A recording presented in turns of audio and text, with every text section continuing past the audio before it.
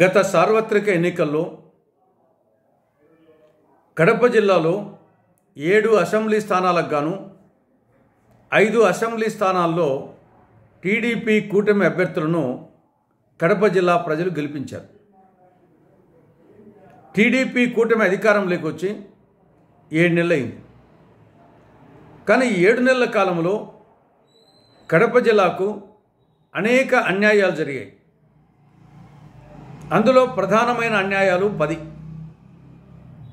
ఒకటి, రాష్ట్ర మంత్రివర్గంలో కడప జిల్లాకు ప్రాతినిధ్యం లేదు. గతంలో వైకాపా ప్రభుత్వంలో కడప జిల్లా నుండి ఒక ముఖ్యమంత్రి, ఒక ఉప ముఖ్యమంత్రి ఉండేవాళ్ళు. అలాంటి జిల్లా నుండి చంద్రబాబు మంత్రివర్గంలో ఒక మంత్రి కూడా లేడు. ఇది ఒకటవది. రెండవది, నామినేటెడ్ పోస్ట్. రాష్ట్ర ప్రభుత్వం 2 దఫాలుగా నామినేటెడ్ పోస్టుల జాబితా ప్రకటించింది. 2 కూడా చాంతాడంత పొడవు ఉన్నాయి. కానీ 2 జాబితాల్లో కూడా కడప జిల్లా నుండి ఒక చైర్మన్ పోస్ట్ కూడా లేదు. మూడవది, టీటీడీ బోర్డు సభ్యులు. ప్రస్తుతం టీటీడీ బోర్డు ఇది ఒక పుష్పక విమానం. ఆ పుష్పక విమానంలో కూడా కడప జిల్లాకు ప్రాతినిధ్యం లేదు. నాలుగవది, రెగ్యులర్ ఎస్పీ లేడు. రాయలసీమ నడిబొడ్డులో ఉండే జిల్లా, చాలా సెన్సిటివ్ జిల్లా.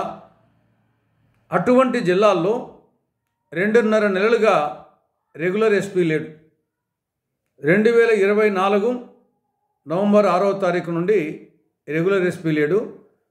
పక్కన ఉన్నటువంటి అన్నమయ్య జిల్లా ఎస్పీ ఆయనే ఇన్ఛార్జిగా ఉన్నారు.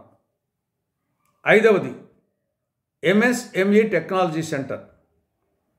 కేంద్ర ప్రభుత్వం కడప జిల్లాలోని కొప్పర్తి పారిశ్రామిక వాడకు 2023 డిసెంబర్ 4న ఎంఎస్ఎంఈ టెక్నాలజీ సెంటర్ను, అంటే micro, small, medium entrepreneur technology సెంటర్ను 250 కోట్ల రూపాయలతో మంజూరు చేసింది.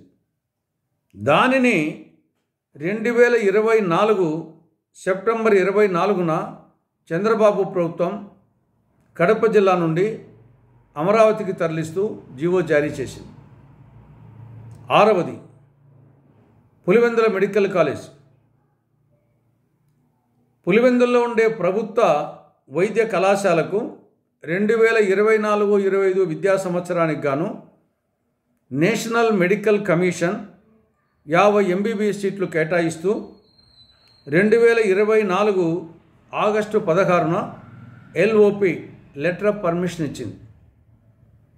కానీ చంద్రబాబు ప్రభుత్వం 2024 సెప్టెంబర్ 10న ఈ 50 ఎంబీబీఎస్ సీట్లు మాకొద్దు, దాన్ని నిర్వహించే శక్తి మాకు లేదు, ఇన్ఫ్రాస్ట్రక్చర్ లేదు, ఫ్యాకల్టీ లేదు, ఆ సీట్లు వద్దు అని నేషనల్ మెడికల్ కమిషన్కు లేఖ రాసింది. పర్యవసానంగా ఆ లెటర్ ఆఫ్ పర్మిషన్ను ఎన్ఎంసీ ఉపసంహరించుకుంది. ఏడవది, కడప బెంగళూరు నూతన బ్రాడ్గేజ్ రైలు మార్గం. కడప, రాయచోటి, మదనపల్లి, బెంగళూరు ఈ నూతన బ్రాడ్గేజ్ రైలు మార్గం కడప జిల్లాతో పాటు రాయలసీమ సమగ్రాభివృద్ధికి ఉపయోగపడుతున్న ఉద్దేశంతో 2007-8 ఆర్థిక సంవత్సరంలో ఆనాటి కాంగ్రెస్ ప్రభుత్వం సగం నిధులు కేంద్రము, సగం నిధులు రాష్ట్రము భరించే విధంగా మంజూరు చేసింది. కొంతవరకు పని అయింది. కడప నుండి పెళ్లిమరి వరకు 21 కిలోమీటర్ల బ్రాడ్గేజ్ లైన్ పూర్తయింది. కానీ తర్వాత వచ్చిన జగన్ ప్రభుత్వం మ్యాచింగ్ గ్రాంట్ ఇవ్వని కారణంగా పనులు నిలిచిపోయినాయి. పోనీ ఈ గవర్నమెంట్ వచ్చినాక పనులు ప్రారంభమవుతాయి అనుకుంటే 7 నెలలు అయింది. చంద్రబాబు ప్రభుత్వం కూడా మ్యాచింగ్ గ్రాంట్ విడుదల చేయని కారణంగా ఆ పనులు ఎక్కడ నిలిచిపోయిన పనులు అక్కడే నిలిచిపోయినాయి, ప్రారంభం కాలేదు. 8వది, వేంపల్లి రాయచోటి రోడ్డు. ఇది 4 సంవత్సరాల కిందట రోడ్డు వైడనింగ్ పేరుతో దాన్ని ఉన్న రోడ్డును తవ్వేశారు, కల్వర్టును కూల్చేశారు. కానీ తర్వాత మధ్యలో ఆగిపోయింది. ప్రయాణికులు భూలోకంలో యమలోకం చూస్తున్నారు. గత జగన్ ప్రభుత్వం నిర్లక్ష్యం చేసింది అనుకుంటే 7 నెలలైంది చంద్రబాబు ప్రభుత్వం అధికారంలోకి వచ్చి ఒక్క ఇంచు కూడా ముందుకు కదలేదు. ఎక్కడ వేసిన గొంగలు అక్కడే చందంగా అయిపోయింది. నెక్స్ట్ కడప రేణిగుంట జాతీయ రహదారి. కడప రాజంపేట కోడూరు రేణిగుంట జాతీయ రహదారి కేంద్ర ప్రభుత్వం మంజూరు చేసింది. టెండర్లు కూడా పిలిచారు. సంవత్సరం 3 నెలలు అయింది. టెండర్లలో ఒక కాంట్రాక్ట్ సంస్థ దక్కించుకుంది. కానీ ఇంతవరకు పనులు మొదలుపెట్టలేదు. కారణం ఫారెస్ట్ క్లియరెన్స్ రాక కొన్నాళ్ళు, కాంట్రాక్టర్ చొరవ చూపక కొన్నాళ్ళు.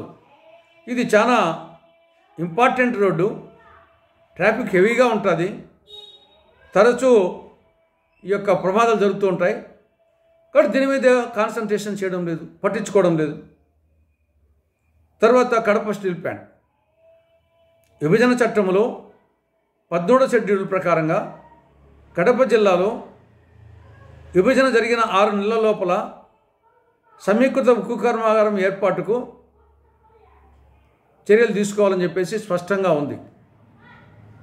10 ఏళ్ళయింది, ఇంతవరకు అతిగతి లేదు. కాబట్టి ఈ విధంగా కడప జిల్లాకు చంద్రబాబు నాయుడు గారి పాలనలో ఈ 7 నెలల్లోనే 10 అన్యాయాలు జరిగినాయి. రేపు ముఖ్యమంత్రి చంద్రబాబు నాయుడు గారు కడప జిల్లా మైదుకూరుకు స్వచ్ఛాంధ్రప్రదేశ్ సందర్భంగా వస్తున్నారు. కనీసం ఈ సందర్భంగానైనా సరే కడప జిల్లాలో ఉన్నటువంటి సమస్యల మీద, ప్రత్యేకించి 10 సమస్యల మీద